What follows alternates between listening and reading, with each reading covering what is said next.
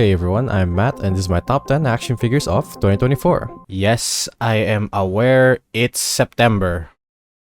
I know.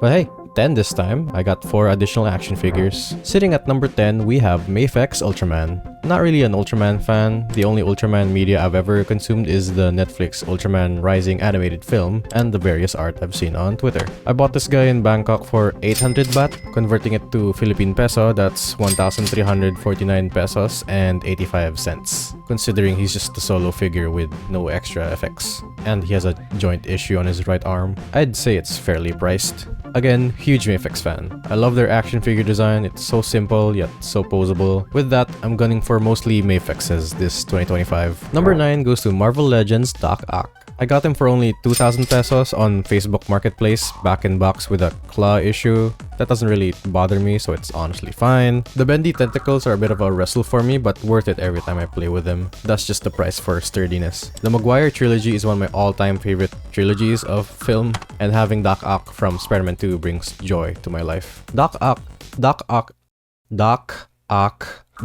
is part of my villain shelf over here. We have Doc Ock himself, Black Spot, Red Hulk, Symbiote Toby from CT Toys, Mafex Homelander, and Cogged D16.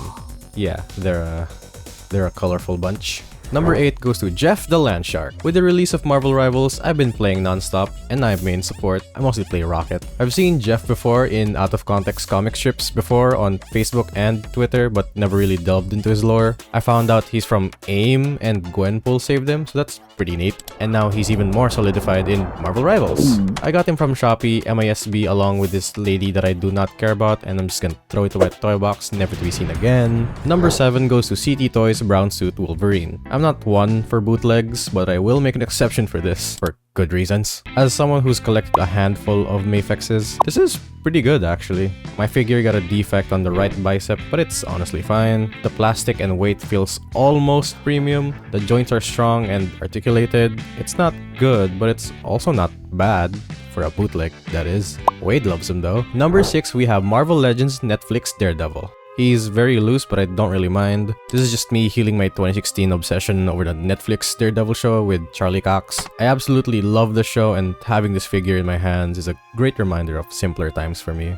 He can't really sit properly, but that's okay. It's an older Marvel Legends figure mold. Yes, I already pre-ordered the Marvel Legends Daredevil Born Again figure. Number 5 is Marvel Legends Miles G. Morales, or Prowler Miles. Spoiler for those who haven't watched Across the Spider-Verse. Yes, I blackwashed my figure because the figure looked too clean for me. I really like the mold and finally getting to see more to the design for Miles G. Morales. The purple and pink are great, and the sharp claws, they even stand out even more with the black paint that I put on. Most of the time, he's just hanging off my mic and just chilling, you know. I think it's a must-have since Beyond the Spider-Verse will release in like what? 2 to 3 more years, and by that time Miles G would be so rare since these figures are gonna be super limited. Yes, I also already pre-ordered the SH Figuarts one. Number 4, we have Mafex Captain America, the classic suit from Winter Soldier. Recently picked up watching the MCU again, and I watched Captain America The Winter Soldier, and man, I miss Cap. They don't write characters like Steve anymore.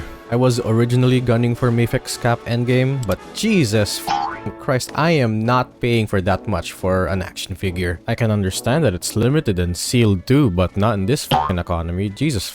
I love the texture for the suit. The shield I only have on one hand because the second piece keeps falling off, but it's alright. And ankle articulation, something the endgame figure struggles to have. Interesting choice that they made the helmet a shiny blue compared to the rest of the suit, but it doesn't bother me as much. It's fine. Overall, great figure. Number 3, Soap Studios The Flash CW. Yeah, didn't expect this one, did ya? Grant Gustin's The Flash is one of my few favorite DC characters today.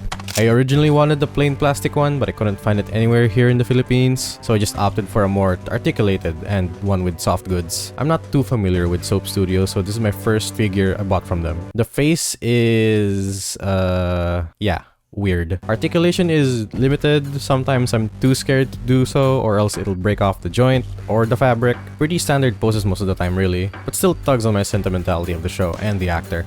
Number 2, we have Marvel Legends Wolverine from Deadpool and Wolverine. Finally, seeing Hugh Jackman wear the yellow suit after interpretation, I